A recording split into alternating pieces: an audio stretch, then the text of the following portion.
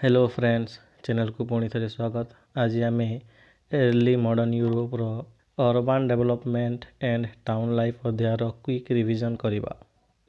Early modern Europe रे प्राय 90% लोक ग्राम रे बसवास करुथिले एवं 10% जनसंख्या सहर रे रहुथिले। तथापि सहर गुड़िकर आर्थिक, राजनैतिक एवं सांस्कृतिक गुरुत्व बहुत अधिक थिला। सहर गुड़िक वाणिज्य, हस्तशिल्प उत्पादन, अर्थव्यवस्था और प्रशासनर प्रमुख केन्द्र थिला।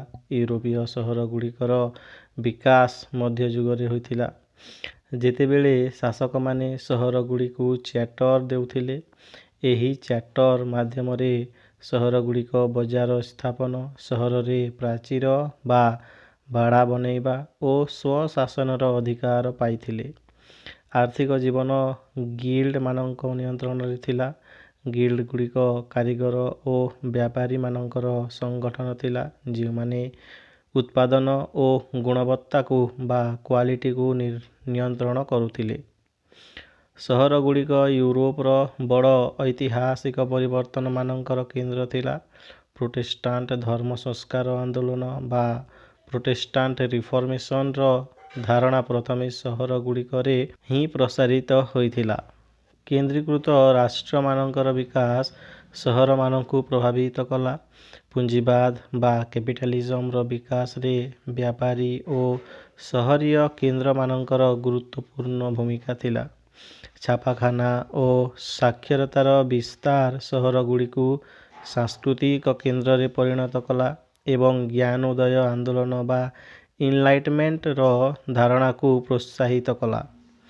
आजिर मानदंड अनुसार प्रारंभिक आधुनिक सहर गुड़िक बा अर्ली मॉडर्न सिटीज गुड़िक छोट थिला।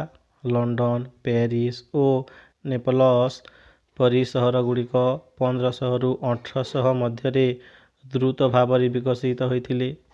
अधिकांश सहर प्राचीर द्वारा घेरा जाइथिला एवं सेतिरे चर्च, बजार, सिटी हॉल और कार्यशाला रहुथिला। सहरीय समाज रे धनी व्यापारी और पैट्रिशियन माने उच्च वर्ग रे थिले, जेतेबेले कि कारीगर, श्रमिक और सेवक माने निम्न वर्गर अंश होइकी रहिथिले। सामाजिक असमानता बहुत अधिक थिला। जेहुदी बा जिउस और अन्यान्य धार्मिक संख्यालघु माने आर्थिक जीवन रे गुरुत्वपूर्ण भूमिका निभाउथिले, किंतु से मानंकु भेदभावर सम्मुखीन हेबाकु पड़ुथिला।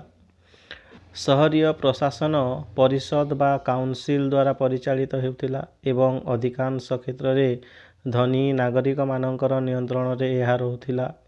गिल्ड गुड़िक सहरीय अर्थनीतिर मूल आधार थिले, किंतु पुंजीवाद रो विस्तार सह व्यापारी और उद्योगी माने अधिक शक्तिशाली होई गले।